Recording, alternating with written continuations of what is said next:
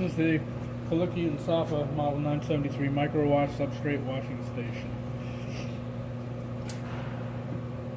Substrate is put in here. We open the lid here, power on, power off, lid open, start, and lid close.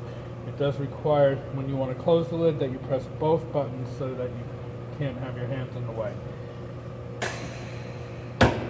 You open up the lid. You can see up here you have an infrared heating lamp. Down here is our chuck, vacuum in the center, our wash arm, our nitrogen dry arm. Put the substrate in, close the door, wait till the lights come on before you let go. It's a safety feature. Your main panel is here.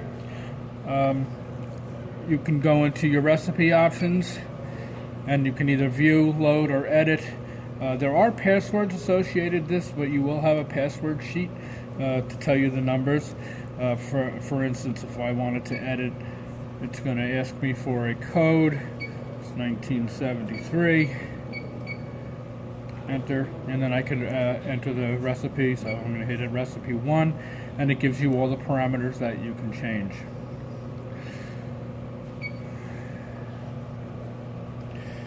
See, it says ready here. We have our emergency shut-off here. It also has a manual mode.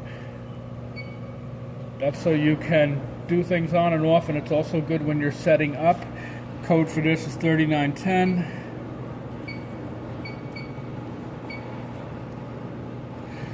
And as you can see, it's showing the lid's closed. You can do different functions. The important one for starting it up is the DI to the Haskell pump. That's what the HP stands for. You want to make sure that once you have it hooked up, because the water will be flushed from the system, that you have your DI water going through to the pump, because you don't want to run the pump dry. And you can test the different features here. An easy one to see, for instance, is the heat lamp, and I turn that on and the heat lamp turns on. There's arrow keys here at the bottom because there are multiple menus. This is a sensor check, and then you could also do your spindle speed if you wanted to see what different speeds were. Make sure that that's working properly. You could also oscillate the arm to make sure that it's going where you want it to go. There's a flush system and then a system setup. Once you go in there, they're self-explanatory, and so it's ready to run at this point. I've got all the supplies, resources, and everything hooked up to the back. I've left some covers off here because I wanted to point out some of the features behind here. Your Haskell pump is located here. It's on a slide-out drawer.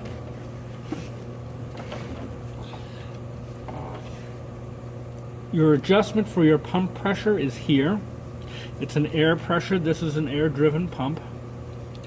Your CO2 coming in is delivered to here. This is your CO2 detect switch. It detects the absence of CO2 and will not let the system run. In the back is your CO2 reserve tank, where the air mixes with the water, or excuse me, where the CO2 mixes with the water to be able to deionize. Your CO2 pressure is here.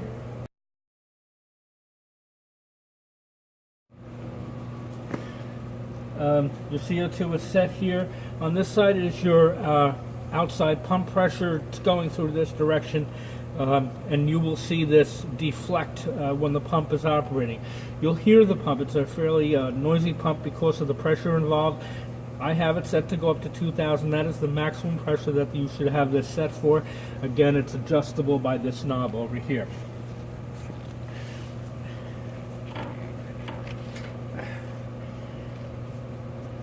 On the right-hand side is your electronics compartment. All of that's here. You shouldn't be concerned with any of that. The only thing I wanted to point out here is why I have it open. Is these two here control your open and closed air pressures to your lid. They are adjustable. You want to have it so it's not slamming, but it needs enough to be able to drive the lid open and closed. And that's the main point there. There are dangerous voltages in here, so be very careful if you do have to go in here. It is adjusted, it should be okay.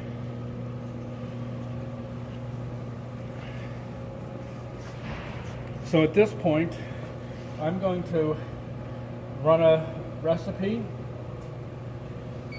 I am going to edit this. I'm going to cut it down in time.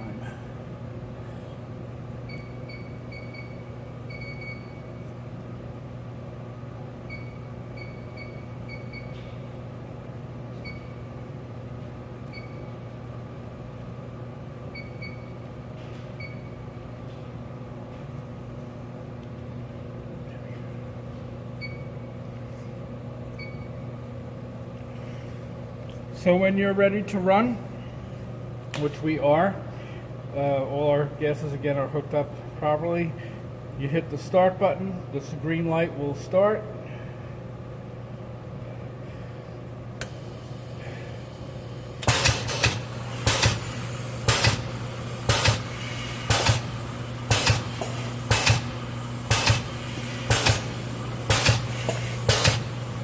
Difficult to see through the smoke glass, but you can see the arm.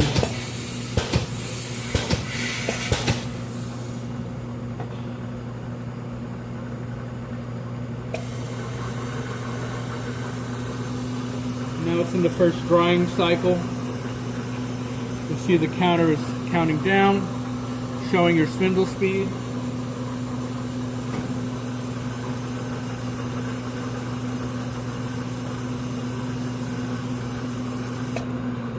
At this point, slows it down to the setting that I've set, turns the infrared lamp on.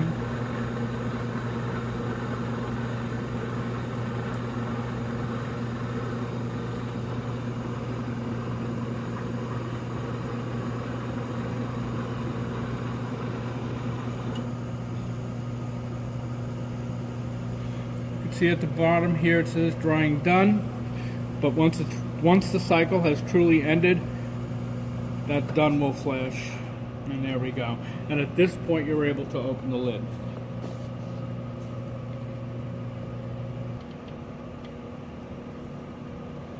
Okay, your resource connections are here. They are labeled. This is the drain. I have it just going to a bucket here, but you probably have it going to a service drain in the lab. And on this side, you have an exhaust. There's a blower motor in there to do an exhaust of the chamber, and that you can have going to facility exhaust.